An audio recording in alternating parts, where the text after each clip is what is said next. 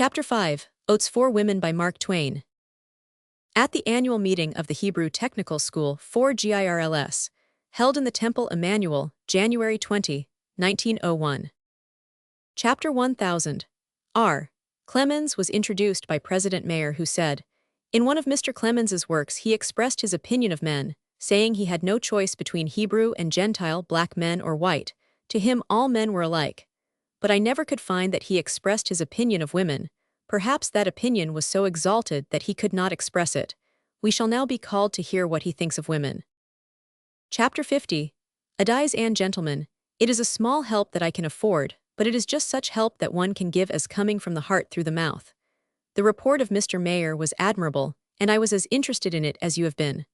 Why, I'm twice as old as he, and I've had so much experience that I would say to him, when he makes his appeal for help, don't make it for today or tomorrow, but collect the money on the spot. We are all creatures of sudden impulse. We must be worked up by steam, as it were. Get them to write their wills now, or it may be too late by and by. 15 or 20 years ago I had an experience I shall never forget. I got into a church which was crowded by a sweltering and panting multitude. The city missionary of our town, Hartford, made a telling appeal for help. He told of personal experiences among the poor in cellars and top lofts requiring instances of devotion and help. The poor are always good to the poor. When a person with his millions gives $100,000, it makes a great noise in the world, but he does not miss it. It's the widow's mite that makes no noise but does the best work. Chapter 1. Remember on that occasion in the Hartford church, the collection was being taken up. The appeal had so stirred me that I could hardly wait for the hat or plate to come my way. I had $400 in my pocket, and I was anxious to drop it in the plate and wanted to borrow more. But the plate was so long in coming my way that the fever heat of beneficence was going down lower and lower, going down at the rate of $100 a minute. The plate was passed too late. When it finally came to me, my enthusiasm had gone down so much that I kept my $400 and stole a dime from the plate. So, you see, time sometimes leads to crime.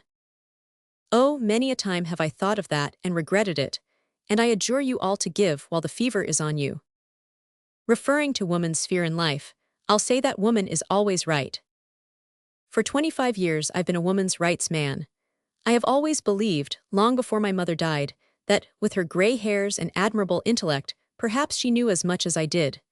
Perhaps she knew as much about voting as I. Chapter 1. Should like to see the time come when women shall help to make the laws. Chapter 1. Should like to see that whiplash, the ballot, in the hands of women. As for this city's government, I don't want to say much except that it is a shame, but if I should live 25 years longer, and there is no reason why I shouldn't, I think I'll see women handle the ballot. If women had the ballot today, the state of things in this town would not exist. Chapter 1. If all the women in this town had a vote today, they would elect a mayor at the next election, and they would rise in their might and change the awful state of things now existing here.